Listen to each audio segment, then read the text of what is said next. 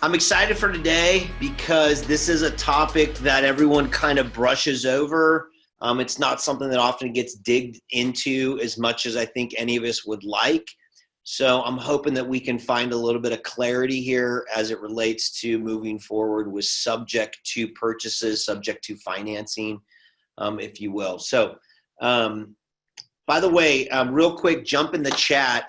If you've ever done a subject to purchase or are familiar with them, just jump in right now and maybe say, yeah, I'm familiar. If you haven't, just say, nope, excited to learn or whatever.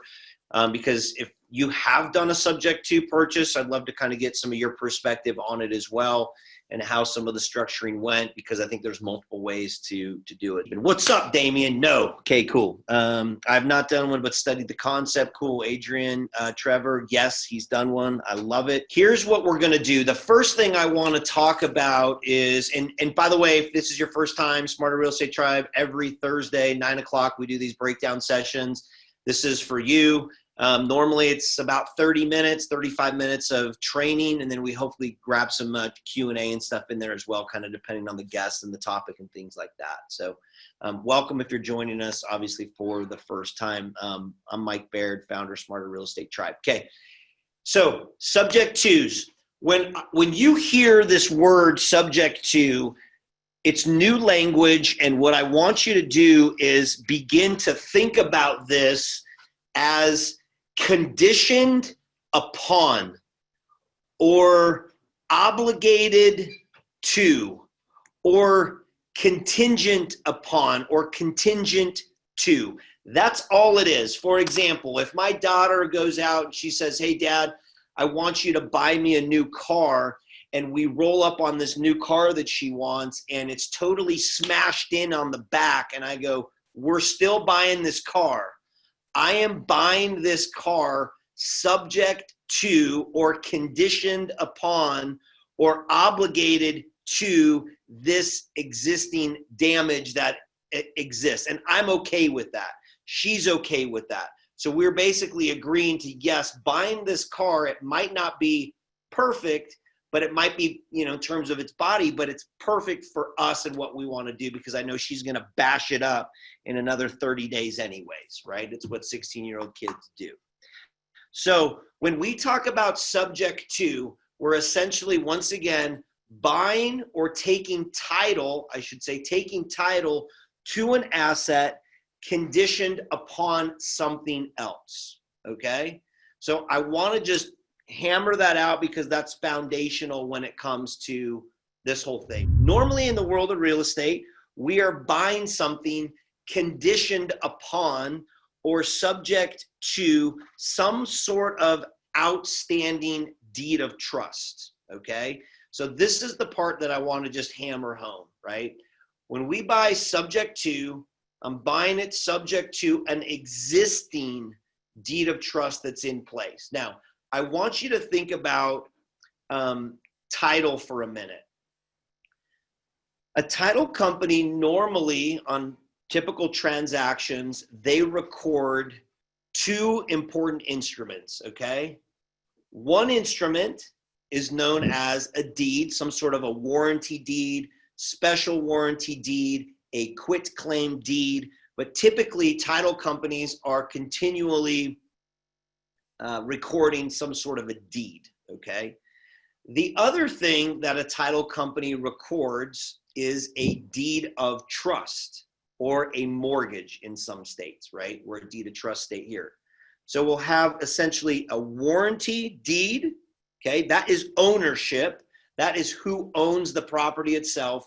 And then you have a deed of trust or a mortgage that sits there that encumbers the property, okay? So in a normal situation, Larry Reeves goes in and he goes, hey, I'm going to buy this property for my family and I. Larry goes in, he buys it. Larry Reeves is the owner of that property via deed, okay? Larry Reeves is the owner via deed. Larry Reeves also says, yeah, I'm going to put 500 grand down, but I'm also going to get potentially $1 million in debt. He's a big roller. He's buying something for 1.5. So now what happens is Larry Reeves owns the property via warranty deed, right? And he has also gone to the bank of Wells Fargo or US Bank or whatever, and there is a deed of trust recorded against that property, okay? So again, warranty deed, deed of trust. Both of those in a normal transaction are in the name of Larry Reeves or whoever that purchasing party is. Here's where a subject to starts to become just a little bit different and what you may not be familiar with because it's not as conventional as most. And by the way, let me even just back up before I get into this next piece. You might be asking yourself, cool, Mike, subject to, when are subject tos, when can I do them? Or when should I do them? Or when can I pursue them? Okay. Let me just highlight that for a minute because I think you'll come to realize now that the foundation is built as to, okay, I understand normal transaction, warranty deed, deed of trust. So I'm going to enter into a negotiation with an individual who has entered into that transaction already. Okay, so they're sitting here. Now let's just put our investor hat on just for a sec and say, okay, I'm now pursuing or I'm talking to people that are potentially interested in selling, okay? I would say that 99% of all potential sellers fall into 4 buckets, okay? You call a potential seller, they fall into 4 buckets. And normally the bucket is the no bucket. No, I'm not interested in selling. Okay, we get a lot of those, right? No, I'm not interested in selling. Well, what do you do with those people? You probably put them up in a follow-up campaign. You potentially, if you're an agent, you refer them to somebody else, or you represent them, you know, potentially in the future. But this no can potentially turn into some sort of a long-term. No means no, not now. It might be yes in the future, but first it's no, right? The second is yes, I'm down, but I want full price. And most people are going, dude, like, I can't get you full price. There's no room, there's no equity, okay? So that's the second one. First it's no, yes, I want full price. And then you have a yes in here that's like, yeah, I'm interested. And I would say I'm like somewhat flexible. Somewhat flex. And then you got the other yes that's like super motivated. So basically we have these 1, 2, 3, 4 camps, okay? About everybody you talk to, you got to put them into that bucket. Where are they at? So this is where subject twos apply. Yes, I'm somewhat flexible is also an opportunity for a subject to. And yes, I'm motivated is potentially, yes, an opportunity for what we're referring to on a subject to, okay? Now, the majority of the time, you guys are going to look at this and go, hey, they're super motivated, so I'm probably just going to move to some sort of a cash offer here, right? But if they have some flexibility here within their terms to pursue a subject to is definitely something we're going to want to look at.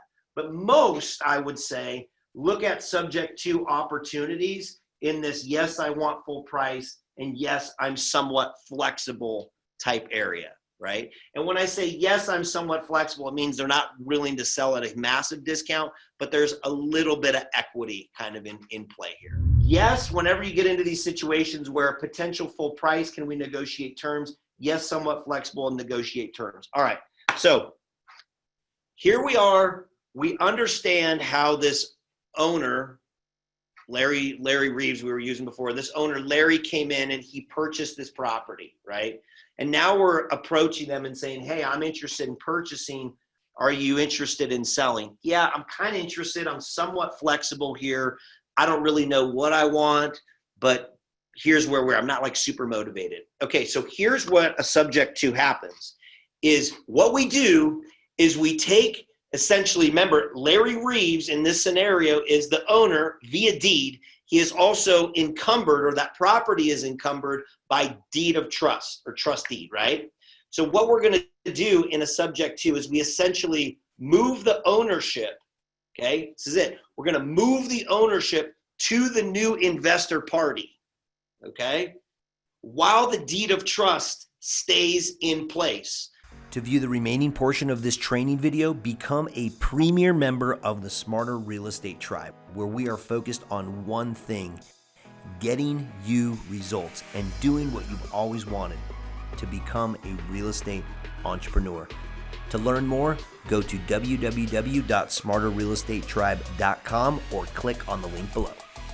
Hey, what's up, Tribesters? I hope you enjoyed the video. Definitely you want to see the next one. Click on that right here and hit the subscribe button. And down below, we've got all the comments. Listen, I want to hear from you. Our team and I want to put videos together that help you either launch or improve your existing real estate business and helping you make more money. So hit the comments, check out the video, hit the subscribe button, and we'll see you on the other side.